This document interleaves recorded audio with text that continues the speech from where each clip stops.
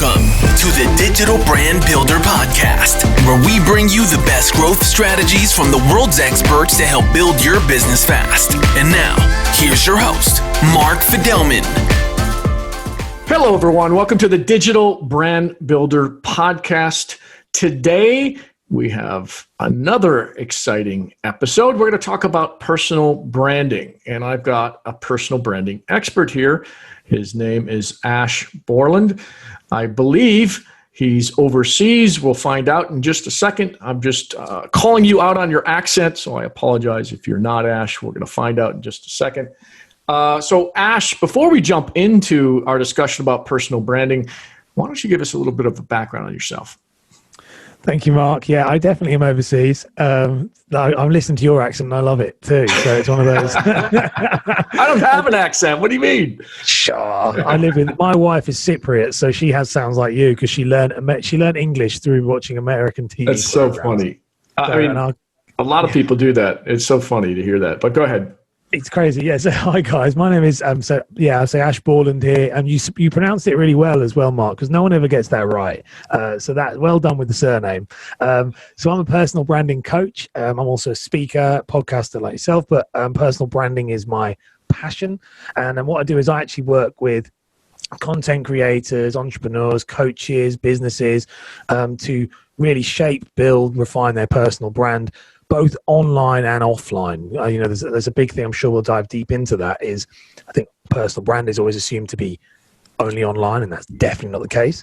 And I have this unique theory, it all came through, that if you become your own unique selling point, and you start to embrace your own individuality in a focused way, then actually you'll start to become really memorable, unstoppable, and more importantly, irreplaceable, which is amazing in this digital world. And that is kind of me in a nutshell. I'm all about individuality, all about embracing who you are and showing the world in a tangible and focused way. Okay, wonderful. And, I was explaining to you before the call, I was big into personal branding and then had some things happen recently where I've had to tone that down quite a bit, which is fine. And when these things pass, then I will be roaring to go again. And so this episode will resonate with me, as I'm sure it will for everybody else. But let's just start with Ash. Who cares about personal branding? Why should we care? I love it. Why should you care? I think who cares and why you should care are two different things. Who cares is, it seems to be, like I said before, very much people who are one-man bands, businesses that are trying to make a name for themselves as just themselves. So I found over here in the UK, we have, and probably the same in the US, we have a large amount of corporate businesses. And if you're a solopreneur or someone who's a small business owner, it's very hard to cut through the noise. And I think that if you have a personal brand, what that does over here especially is it allows us to cut through that noise, because we're marketing ourselves in a way that it's impossible for them to do it. So that's who cares, is these people who really want, these solopreneurs like me and people maybe like yourself. But why it's so important is actually it's more relevant now than it's ever been relevant before, because we've always been trading, and this gets maybe a bit political, but with this idea is that we've always worked on this idea of a service-based business doing stuff that other people cannot do. So we always end up doing, I provide you a service, it's really, really difficult, you can't do it, and that's it. And it's always been a commodity-based, a lot of the time, a commodity-based transactions for a majority of businesses. Now, obviously, in the last 2 decades, the internet and technology have come along and just ripped right through that. And a lot of people have ended up losing their jobs. And why I've said to a lot of people that I see personal branding and why I should care is it's a bit like insurance, because if you make you your unique selling point, that you're the main currency you're trading on, and then you're not trading on this idea of a commodity, but or more of a experience and value, then you start to future-proof your business, your livelihood, and in that sense, you start to future-proof your family and your income. And I think that's why it's more important now, why people should care. Not as many people do care about it as probably should, but I think we're going to see in the next maybe 5 years to decade a real rise in this necessity of personal branding. Okay, and if you I consider like Gary Vee probably be the expert at this, and he's so on a scale of 1 to Gary Vee, where should most of us, especially and I'm talking about the business space, where should most of us try to land when we're trying to build a personal brand? Of course. I think so. I would like very much props to Gary Vee. Gary Vee is the guy in this. He is the owner of this space. To do what Gary Vee does is very hard. But for most people, what I always say when I'm working with my clients on a one-to-one basis, or when I get asked these questions on podcasts, is just outline your expectations to your input. So what is it that you're trying to get, and then gauge it from there. Now, if you are looking to be Gary Vee and you want rapid growth in a rapid amount of time, then you've got to put massive amount of action in. But if you're a normal business owner, I work with people and say, look, post, be consistent. Think about, not 1-2 hours a week, small amounts. Because if this thing starts to take over your life, which it did with me and how I ended up in the job, was I was better at this than my job, was that, trust me, if it takes over your life and you start focusing just on your personal brand alone, then you're not making any business, then it can be counterproductive. I think it's a bit of a balancing act, but it really does depend on what you want from it. So if you are trying to be the next big influencer, you're trying to hit YouTube very hard. I mean, I've seen your YouTube channel. It's brilliant. I love your branding on there. And if, then the amount of effort you put in should be warranted for the amount of your expectations. But I think what I always see is a huge disconnect. I'll get on a discovery call with people and they'll go, I want to have 1 million followers. Okay, but I'm going to post once a week. Okay. And then they post once a week for a month and they go, no one's watching. I'm like, okay, well, Gary, you look at Gary Vee. Gary Vee, I mean, I can go very deep on his strategy. It's amazing, but not many people really realize it because they just see the glossy stuff. But Gary Vee, when talked about wine, literally all about wine for years. And, where we see him now, and that massive overload came because he just stuck and he wasn't as full on as he says he was at the beginning. He was working. So I think we've got the best thing, if you want to look at Gary Vee, trace back to Gary Vee when he was at the beginning. And that's probably the amount of effort you'd need to put in. Just dedication. Okay, so I have a pretty good idea where you'd answer that one to Gary Vee question. I think personally, I think it depends on the industry you're in. Some industries can support a Gary Vee, but I wouldn't try to personally brand myself as a Gary Vee, as let's just say a physician or a dermatologist. Well, maybe a dermatologist, but it would be a tough thing to do because I think you'd be ostracized. But in other areas like marketing, like where he's branding himself, absolutely, there are no rules in marketing, probably even sales as well. And I'm sure there's hundreds of careers where a Gary Vee type of person can prevail. Yeah. The problem is we're not. And I'd say 99.999% of people just don't have his personality type, don't know how to do what he does. The guy just comes across as authentic, doesn't give a shit. And and he's smart. I mean, he's got a combination of a lot of things that make him very unique. And most people don't have that. For better or for worse, it's not always a good thing. I think the Gary Vee thing is interesting because Gary Vee is how I got into this I've stumbled across content many years ago when he was kind of starting around. And my original career path, I was in middle career path, you call it career webs really, and I was in finance and I was consuming this guy's content like so badly, like all the time, just living, breathing Gary Vee when it first started. And you're very right. The fact you say it is it depends on the industry you're in. And also I would massively stress it's not about being Gary Vee, it's about being you. And this is what I think a lot of people go wrong, is a lot of people try to be Gary Vee and think that's personal branding, and it's very it's very cool. That's kind of inauthentic. And also, it's understanding the room. I approached my finance business. I was a broker, and I approached at the beginning, and I approached that in a way of like videos and very much a Gary Vee style, and it did not work because that's not the world that people want.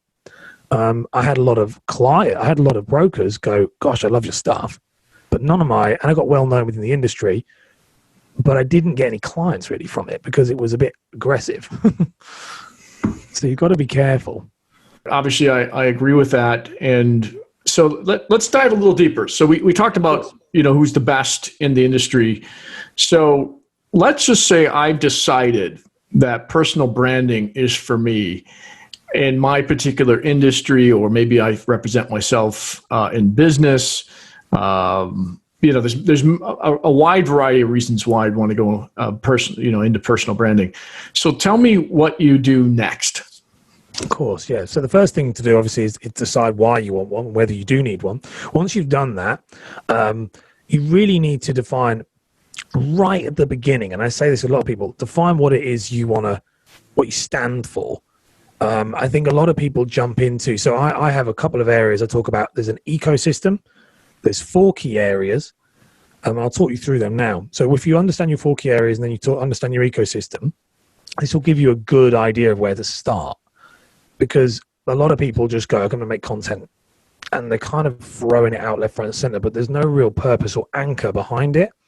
So if we look a little bit more woo-woo, so inside out, then the first thing I say to my clients is think about what's your mission. So what do you stand for? Why do you wake up every day? So why do you wake up every day to go to work? Because that's got to be obvious through what you do, what you talk about, everything. Then I say, what are your 3 tangible goals? So what do you want to achieve?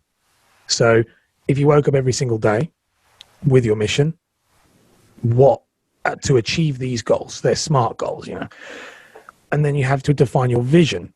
So your vision, it would be, what would the world look like if you woke up every day to do your mission, achieved all 3 of those goals? What would that world look like?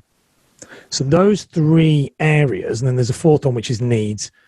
Needs are a little bit more personal to everybody, but that's a financial need, a social need, and a personal need. So how much money do I need to make? How much money what social interaction do I require? Do I need to be around people? Do I not? Whatever. Family and stuff. And then personal need, what do I need to kind of, bit of a spiritual need, creativity, things like that. If you define those 4 areas, then you're going to know where you're going to want to go, because otherwise, if you don't define those 4 areas, you can end up building your brand you think people want, but it isn't what you want, and it isn't taking you to the goals you want. So understanding that, and I always say start with the inside out. Once you've established that, and that's quite a deep thing. It always looks on paper very easy, and it was a massive eye-opener for me when I started to do it. Was all these things I thought were important weren't, and all these things I didn't think were important were, and the type of stuff I wanted to stand for. Then we go to a more superficial thing you have to look at, which is what I call the personal brand ecosystem. So your personal brand ecosystem consists of 5 areas. So these 5 areas is everything everyone's going to see from the outside. So you know that you've got those missions, goals, visions all inside you. You know why you're doing it. A bit like a Simon Sinek why, really. And then you're going to show it out. So with that, your ecosystem is built of your physical identity, your digital identity, your story, your network, and your social proof. Perform an audit on yourself of those 5 areas. Look at if they're not all. I was looking at your YouTube channel before here, and it's consistent. It's good. It's brilliant. In fact, I really liked it. In fact, I've stumbled across some of your videos before. I was like, yeah. But it's a consistent message throughout all 5. As long as all 5 of those are aligned, and I always say it's like sled dogs. I mean, I've got a lot of snow dogs, and they're like the sled dogs pulling in one direction.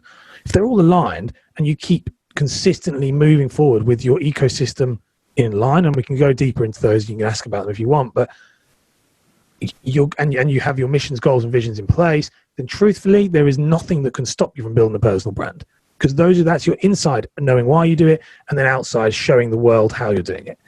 If you do those things, it will work over time. It's just like water on rock. The only problem you do have is keeping those 5 things in line and remembering why you did it is way harder than it looks. Yeah. So, wow, that's a lot to consider, but not insurmountable at all. I mean, everyone should understand each and everything that you said there, especially the why, going back to Simon Sinek. So, okay. So, I think not a lot of people, but most people thinking about personal branding have at least considered all these things. Maybe it hasn't been written down. Let's just say they wrote it all down. They want to move forward. What kind of trick or hack or whatever you want to call it will expedite personal branding? What is it that you recommend people do to really move a little quicker maybe than most? To move the needle? Yeah. Okay. Very simple. Define your content like your content pillars. So I'm not a big fan of niching, this term niche. I think the niche term has been thrown around so much that it's kind of lost its meaning. It's a bit like, you say a word too many times, it doesn't, you think, what's that word mean? Niche is the same thing, but in a weird way, you need to define, I say to people, define what you call creator archetype. So who you are. So define, I want to be known as the expert in marketing. I want to be known the expert in finance. If you define that area and then go really deep on that one topic for like 6 months and not talk about anything else, silly as it sounds, you will cut through most of the noise. It's quite scary how quickly you can open doors to people you thought would be unreachable if you only talk about the topic you want people to know. Where people can go quite wrong is they start, because a personal brand, and my podcast is just interviewing personal brand experts, so it's they all seem to say the same thing, is where people go wrong with their personal brand is they confuse the idea of showing their authentic self with showing their entire self. And that's where it's like the ship on the rocks. But if you say, like with me, I'm just only going to talk about personal branding on all my social platforms, what that does is that will build trust and authority in that space. So people will slowly, and it might take a bit of time, 6 months, for example, but I always say, but if you're not seeing results in 6 months with this strategy, then something might be wrong in regards to your ecosystem. But if you do that, that is a hack that nobody seems to understand. Because to talk about one topic, I'm going to talk, we said about Gary Vee earlier, that's why I say Gary Vee spoke about wine. Like now he doesn't, but to get him off the ground, that's all he spoke about every single day. So he becomes the wine guy. And that's what you need to be to build a strong personal brand, is about building this unanimous decision of like, so when it's making it effortless to think of you and the thing you sell or the thing you represent. So automatically, I think marketing, Mark, do you know, it has to be like that. And the best way to do that is not show your kids what you're eating for dinner, where you've been working out in the gym. All the stuff you think is building your personal brand could be the thing holding you back. And that's a hack nobody really seems to grasp. Yeah, I mean, I find it interesting that there's two schools of thought on this. One is just focus in on what your personal brand is, what your why is. On the other hand, I've heard personal branding experts say, well, you got to show them a little bit of your life behind the scenes. Yeah. People are interested in you and for what you represent, but also your life and behind your scenes. How do you reconcile those two? So I would reconcile that in regards, it's a bit like, when they tell in like a diet thing where they say, I'm having a no carb diet. Yeah. I'm eating no carbs. If you actually go for, I'm very into fitness. So if you go through a no carb diet, if you actually look, you'll be eating carbs. But the idea of saying a no carb diet means that you actively cut out all of the things in your mind that you deem as carbs. Whereas if I said to you, just have a few carbs, but mix a bit in, you'd mix in the potatoes and things like that. And it's a very similar thing with this. A good blend. I get this when I'm with clients. We'll go through the 8-week program and then we'll finish and I'll go, okay, now everything I taught you, we're going to unlearn that. Because what this will do is tunnel you in to talk about one thing. Make people follow you. They'll come to you for the content, but they need to stay for you. So you need to work about trying to show your personality through your content and not through just yourself. But like I said with the carbs, you will naturally be showing people behind the scenes anyway, because where you stand, where your videos are, the references that you make in the way you talk. I'm a big Star Wars fan. I'm a big fitness guy. I'm talking to you about fitness. I've just mentioned that. These things are going to come through, but they're coming through in a capacity that people have searched for me because of branding. And that's where I'd say many people can't get their head around laser focusing in one area, because no matter how far, like nobody can just talk about that and it will be dull. But to have that in your mind as the goal will mean that you'll be more focused and that's why I say about embracing individuality in a focused way, because if you don't, you just blend into the background of everyone showing their Instagram dinners and their workouts in the gym. And all the stuff I say all comes from me, trial and error, because I did it all and it doesn't not work. Everything can be worked if you do it enough. But when I found this method and I worked with people on this and a coach, it just blew open. All of a sudden clients were calling me because people weren't going, oh, Ash is a nice guy. They were going, I want to work with you because this is what you do. And I think that's the misconception that people can miss when it comes to just showing the world. But you're very, very right, Mark. Like it's 50-50. I have a lot of personal branding friends, and some of them will go, I disagree with that. And others will go, I do agree with that. And I think the good thing about it is doing what works for you, but that I've found works for me and my clients.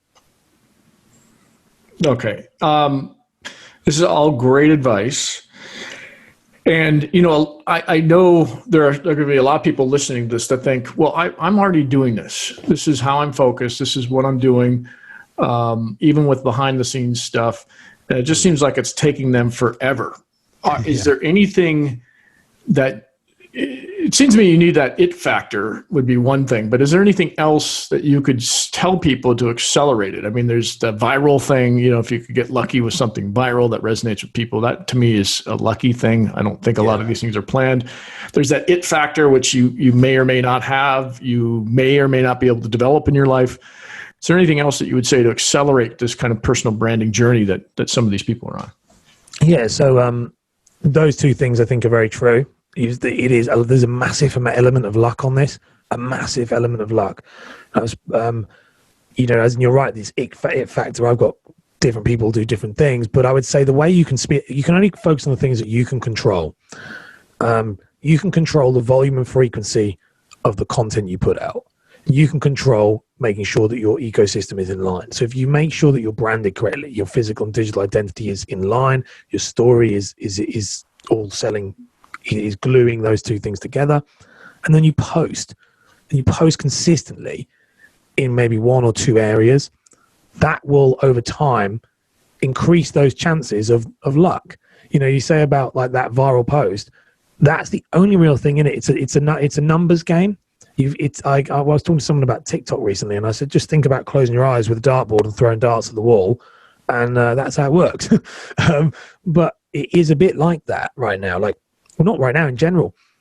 Every post you put out there could be that post that made it happen. But I think what a lot of people do is they have this analysis paralysis thing where they really, really focus on making sure that the content they have, and that's actually another one on this. I'll give you to elaborate on this point. They focus so much on making the content great, making the content good, and it's not up to their standard.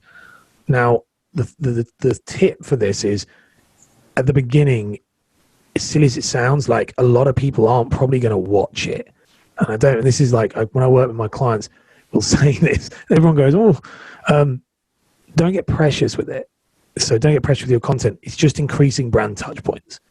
Someone might look at your video 3 or 4 times before they actually watch it. You know what I mean? Like 3 or 4 times in their feed, you might pop up. So the more content you put out there, without going into Gary Vee land, of 60 a day. 60 a day, you know what I mean? I mean, I've tried that. I could get up to about 25. It is like, I averagely put about 4 to 5 a day on all platforms. Yeah, amazing. And that is what I averagely do. And even that is like, I'm going to be completely honest with you. There's not much, well, it works. But if you do one a day, you are going to be in the top 5%. And that's what I would say to anyone. And that's what goes right back to input versus expectation. If you really want it, how bad did you want the personal brand? And if you really want this personal brand, commit one post a day. If you commit one post a day, the odds and the numbers are in your favor. But don't be disheartened when you get 1 or 2 likes, because it is that luck is a huge part of it. And the it factor, which I think you're very right, is there, but it also is nurtured. The more posts you do, the better you will become at presenting, at talking, at presenting to audiences, the whole lot. So the it factor that I used to be in performing arts, so down here in West End acting stuff down here in London, and there's no such thing as no one just walked into the audition room and got it. They'd audition 10, 11, 12 times for different shows, and then they'd get it. So that it factor comes from more of a nurture. So hopefully that answers that question. But it's just show up every day. Let me just follow up that, because I'm walking you down a path here that I've been on, and I'm sure many others have as well. How do you know if you're resonating with people in the beginning and it's just taking time to catch on, or what you're putting out there just sucks? If you know you're resonating, the first thing I'd say with people is try and answer. I love websites like is it like SEMrush and Answer the Public and things like that, which the biggest thing is they'll create content that you know people want to hear instead of content you think they want to hear. The research is really key with all of this stuff. If you're starting to put content out that you know people want to hear, and there's loads of software out there that do that, search out what questions people are asking, then that means there is an audience there. You just got to find it. Now, if it sucks, usually it'll get like what I find with a lot of people, that when you start creating content, you won't get this amazing boost of people just flooding through your door and inbox, but you will start to see people message you random, people around you. So it does happen. It just doesn't happen in the floods that you'd think, that you'd hope, as you probably know yourself. It's a slow burner. But if something is really bad and it sucks, I always challenge, and I've had it so many times where I've made content. I remember making a piece of content about, I'm very into psychology and behavioral economics, and I remember making a post about loss aversion, and it just flopped, and you think, what is he talking about?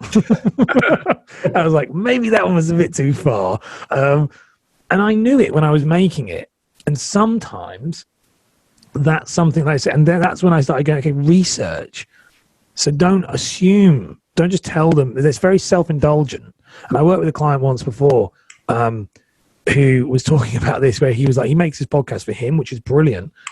But you need to also remember that you're serving an audience. And if you don't do that, the audience just won't listen or they won't watch. And I think that's when you know if it sucks or not. If it sucks is when it's more self-serving as opposed to helping them.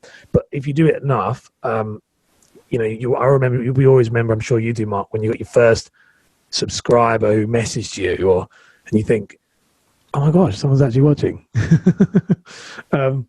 But you'll start to notice the metrics will increase. But I would definitely say do your research. Like, don't overlook that. Do not think you know better than Google, because we don't. That's interesting. You got to have that set up, though, in order for that research to resonate. I find that you'll get this core group of like 3 or 4 people initially that are resonating with your content. And then if you don't start to see that expand over time, that core group, then what you're doing, it probably isn't resonating with people, and that you should start to experiment with changing it. Now, maybe you're ahead of your time, and there's a lot of reasons for this. Maybe you just aren't that good. Maybe this niche, people don't believe you. They don't believe you're an expert. But one of the things you can also do is just get feedback from people, and people that you respect and trust and aren't going to sugarcoat it for you. And don't just get it from one person. Get it from many people, and just to see if what you're putting out is valuable to people. If not, you got to change it or up your game or do something else. But that to me is, there's so many people that start off, they start producing a lot of content, they do it for 2 or 3 months, and then nothing's happening. Yeah. Well, is that because of X or Y, or maybe you're just terrible? One of the two. Maybe you don't resonate with people. Maybe people don't trust you.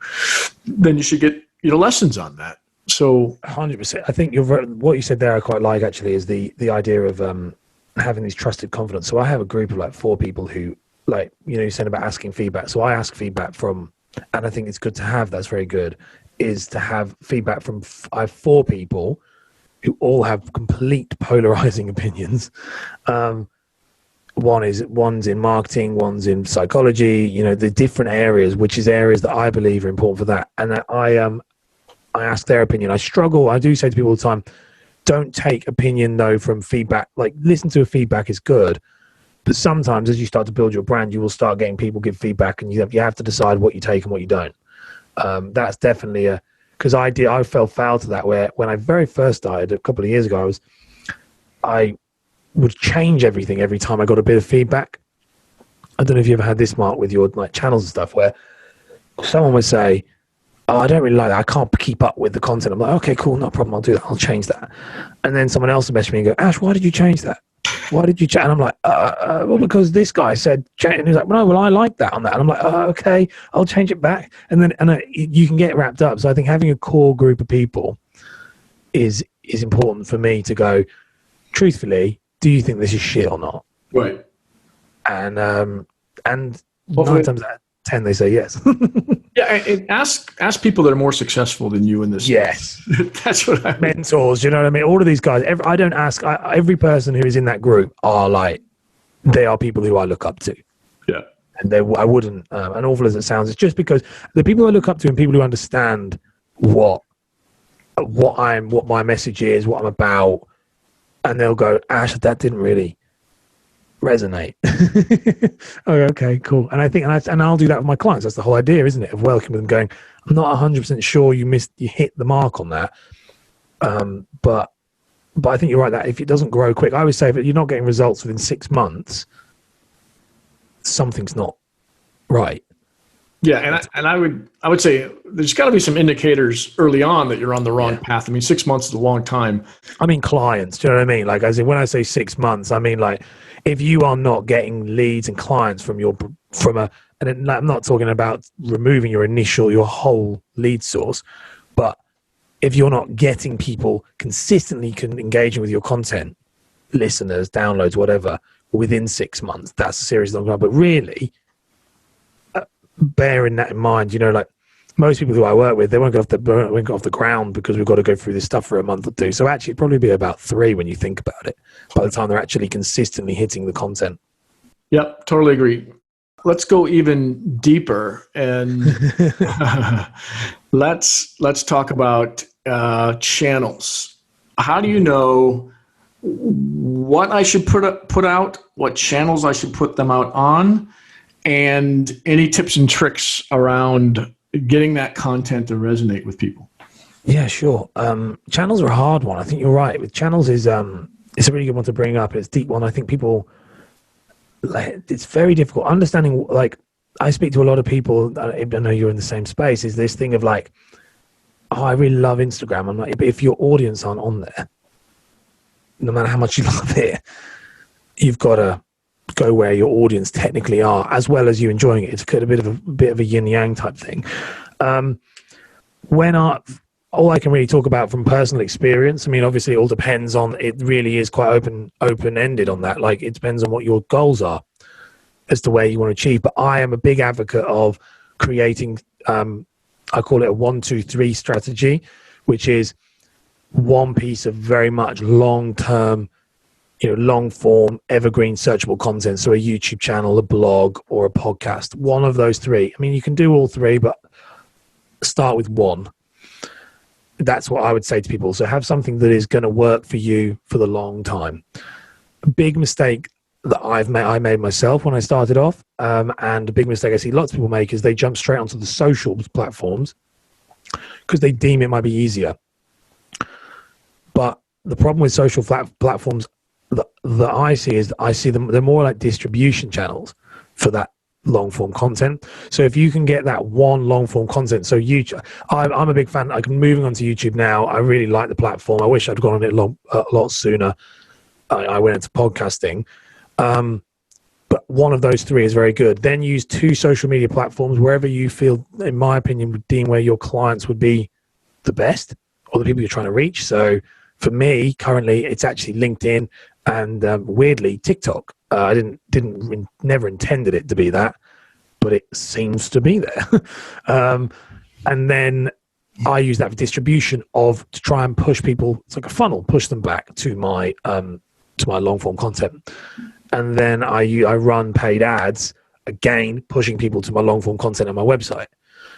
But I would say, when I worked with brands, and I do this with all my clients, and anyone I'm speaking to, really, anyone who stops me in the street and asks, is the biggest mistake and a hack I would say for people is you need to get that number 1 first. If I'd done that, like, when did you start your YouTube channel, Mark?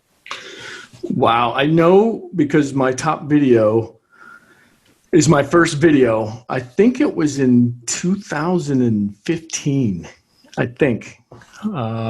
Good question, though. I should know this, but I think it was 2015.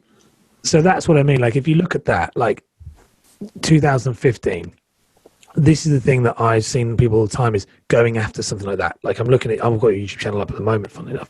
And it's that's the type of thing. If you're going to build something for the long term, I would definitely say go after something like YouTube or a podcast and then look at socials. But I do see a lot of people, me included when I first started this, going all over Instagram and Facebook, and it just doesn't, it's not a good bang for your buck. If you've only got a certain amount of time, that content is, once it's in the ether, it's gone. I mean, yes, you can reuse it and repurpose it, but for brand building, it's not as useful, I would say.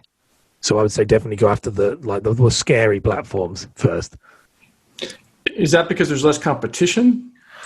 I think it's just, if you're in it for the long game. Now, there's less competition in the newer platforms. So like TikTok, I just stumbled across it, if I'm completely honest with you. Watched the Gary Vee video, did it, worked really well. But I would say that it's not that it's less competition, it's tougher. It's got more competition. You know, podcasting, not so much, but podcasting has its own issues, as we both know, I'm sure, is that the distribution of it's quite hard because it you have to have social, you have to have reach other places. But it is the fact that it has more, I think it builds more authority, and it also has more leverage as time goes on. So all of the people that I've spoken to on my podcast who are like seriously, 200, 300, 400,000 subscribers and stuff, they all started with YouTube. And it was a weird moment for me where, it's like a penny dropping moment where I was like, oh, I messed up there. That's what I should have done. And that's what now when I work with clients, I'm like, go after Facebook or LinkedIn or Instagram. Of course, it's part of the strategy, but I wouldn't rely solely on it, because then when something else comes along, it's going to, you're going to have to adapt and evolve. But if you've got your own little space, YouTube channel, LinkedIn, podcast, or a blog, as we spoke off air, I wouldn't do a blog because I'm dyslexic, so it terrifies me. But if you're good at writing, same thing, that's yours that you can then repurpose all over those other platforms.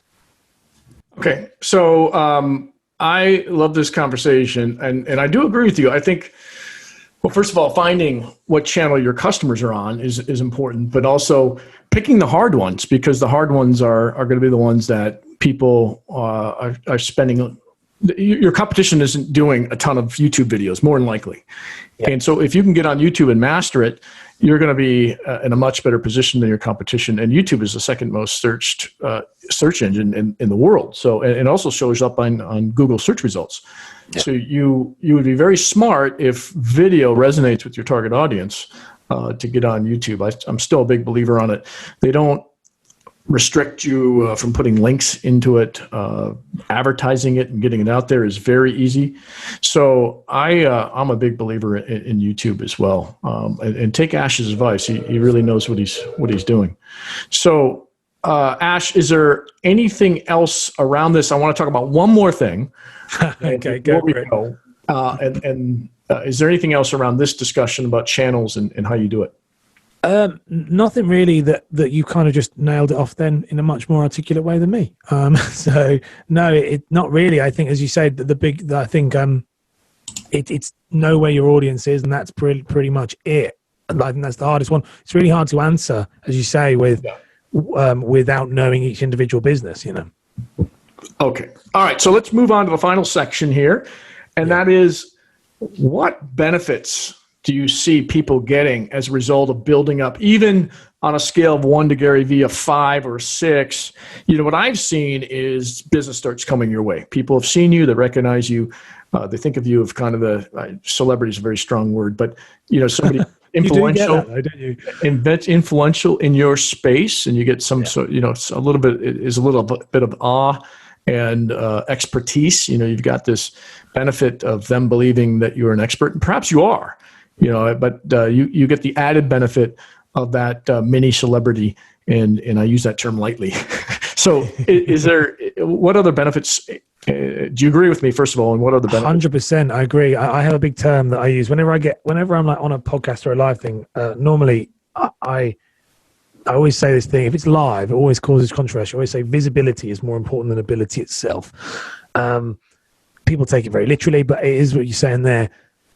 You don't actually need to be the expert. I mean, it massively helps if you are. I'm going to give you that right now. If you do really need, the more you are, obviously it's going to hugely help, because when you get on a call or you're talking, people can tell. But the visibility aspect is more important in today's world. It's the worst kept secret otherwise. You want to make sure that people know who you are. The ability you have is less important to them on a face value, because they'll just assume you're good. Then you can bring the good. So that's quite. I just wanted to nail onto that when you said it, because I thought I haven't said it in the whole podcast, which is very rare for me.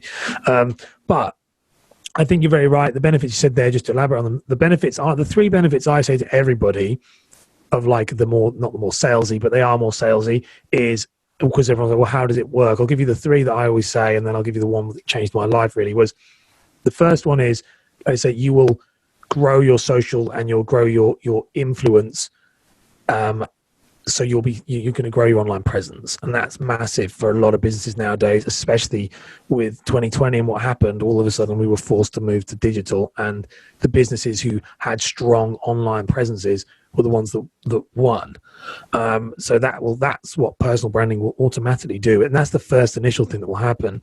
The other thing it will do is it will attract opportunities that you'll kind of pinch yourself for, like me talking to you right now, Mark. But it's one of those where it will, you will attract because of you, but you start to build yourself as an authority in your niche and spread that. You will start to bring new opportunities and get like access to people in your industry you never would have had access to. Some of the people that I've had on my podcast were people that I listened to theirs when I was starting, and it blew me away. And then the third thing is it will increase your sales. Like, it will increase your sales. It will ultimately increase this passive lead gen, that where people come, and you said about the celebrity thing, and it's weird. The best phone call, but at the same time, the weirdest phone call is the first call when someone goes, "Oh God, I can't believe it's you." And you're like, you know what I mean? Right. I've gotten that many times. I'm like, "What do you mean?" "Oh, I watched 50 of your videos." "Really?" Okay, so they feel like they know me. It's interesting. I love it when they quote something from the video. Right, and you don't even know what they're talking about. Yeah, I was going to say, and I'm like, oh, yeah. And they're like, do you remember it's for me, it's from my podcast. My first podcasts my first 10 episodes were like solo episodes. So they're like, everyone quotes it, and they go, well, do you know when you said about the 5 mistakes? I'm just like you. And I'm like, yeah, cool. I forgot what that is. Yeah, just like me. I can't even remember. I just tell them I've got short-term memory issues, and I don't remember half the things I said, but I believe them when I said them. So they're probably. I love it. I always love it as well when things change. So I'll be saying one thing, and then they'll go, "Well, you said this." I was like, "Yeah, now I'm saying this." So, but that was, I say, those are the 3 real benefits. The benefit I would say though, that is the one that kind of I didn't expect, which was they're all like the very tangible, that's what you want for your business. The benefit I didn't expect was, like, I ended up just living a happier life, because when I started to brand myself and be really public about who I was, I started to be able to like kind of live unrestricted. It was very strange, and it wasn't what I intended when I started to, and from that was just like pouring like fuel on a fire of those other 3 things, because all of a sudden my reach got bigger, my opportunity, because people like to work with confident people. And I never expected that to be the case. When I started it, I wasn't a very confident, articulate person. I was quite beat down. I wasn't really mentally in the place I would have been now. And it was a very incredible part. And I would say that's a benefit that people don't realize, is if you're trying to do some sort of self-development and stuff like that, personal branding unlocks so many things, because you have to really look deep at who you are, analyze that, and put it out to the world. And I didn't expect that. And I do talk that with my clients a lot, that it's very interesting how it starts to bring out things about you and highlight and emphasize personality traits that you were unaware of before, but now you absolutely love about yourself. So that's quite a powerful one I didn't expect. Okay. Wonderful. Well, we've got to wrap things up. We've gone long, but this has been a very valuable podcast, so I don't mind. And we always wrap up with 2 questions. The first of which I already know the answer. Well, the second I know the answer. But the first one is, what is the hottest digital marketing technology that you're recommending people use today? Today, at the moment, I recommend StreamYard. If you haven't seen it, I'm sure everyone would have. But right now, StreamYard it's a streaming platform that allows you to stream to all multiple platforms. But why I like it so much is if you are a content creator, it's very simple to effectively edit your videos on the go. So as a podcaster, I use it to edit my videos on the go. I can drop in audio, like I can drop my intros, my outros, my overlays, everything while I'm doing podcasts, which really allows me to repurpose. So we're talking about repurposing content. It allows me to repurpose content at an unprecedented pace. It's a brilliant platform. It's kind of blown up over the kind of coronavirus thing. It was very small before, and it's now brilliant. So I'd highly recommend it to anybody who does live streaming or podcasting, because it's just really sped up my content production, which, let's be honest, that's half of the battle. Yeah. And so StreamYard is it allows, while you're live, it's streaming it to Instagram, YouTube, Facebook. Is that what it is? Yeah. So while you're live, it streams. So you can go live and it'll stream to multiple destinations. So it'll stream to YouTube, Facebook, Twitch, LinkedIn, lots of different places. I mean, there's loads. It's got the long old list, and then there's ones I've never heard of. You get the ones you're like, where is that? But I don't really use it for live stream a lot, but what I use it for is you don't have to go live. You can record. So if you record, it's the same overlay. It's the same thing, but it's just not live. So all my podcasts, they come in. It's very similar to Zoom, but I find it a lot nicer. I was using Zoom before, but what it does is it then allows me to, like I say, I can drop in my intro. So if you have a YouTube introduction, you can upload it and just press it. It's like a button that you press, and it will just run that overlay over the top of your live. So you effectively, from the moment I start a podcast or even a YouTube video now, I just do it in one take. I have everything there. And at the end of it, you just press stop recording. And it's the exact same thing. If it was live, it would do the exact same thing. And then you can download the video file and the audio file, which is why. So I will stop recording. I'll download the audio file and the video file. I'll move them straight over to YouTube and to my podcast hosting platform, and I'll move them straight across. And I can do all. I don't have to edit it or post production. It's been a bit of a learning curve, and a couple of episodes, quite a few episodes, were terrible. But once it's a bit like a DJ mixing it while you're working. It's become like it shaves off hours of my week. All right. Final question is, I'm just going to answer it for you. Who in the branding space would find to be the most influential? And that, of course, would be Gary Vee. I think so. Yeah. All right. So where can people find you? Yeah. Where can people find me? Best place to find me is, I use LinkedIn a lot. So it's Ash Borland on LinkedIn. I have a podcast which is called Personal Branding Secrets, where I interview people with personal brands, people who've done something, they've walked the walk as well as talked the talk, and we ask them some of their highs, their lows, and the advice they'd give for people starting out. And I have a YouTube channel which is new. It's very much new, but it's very much a labor of love. Which is Ash Borland, and there's 3 videos a week being uploaded to that. So I'd probably say that's probably the most valuable place to find me, is there. But other than that, obviously ashborland.com, which is where my courses and packages and things are, but I think I'm on it to sell. So it's more to help. So yeah, they're the places really.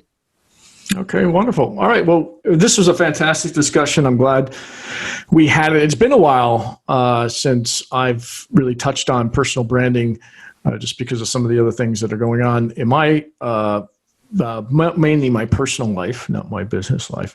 So I appreciate that. And as always, Ash, I've seen a lot of your other work. You've come across as very educational, knowledgeable, and I think a lot of people are going to take a lot of value out of this podcast. So I appreciate you coming on. Thank you, Mark. It's been an absolute pleasure. I've really loved it.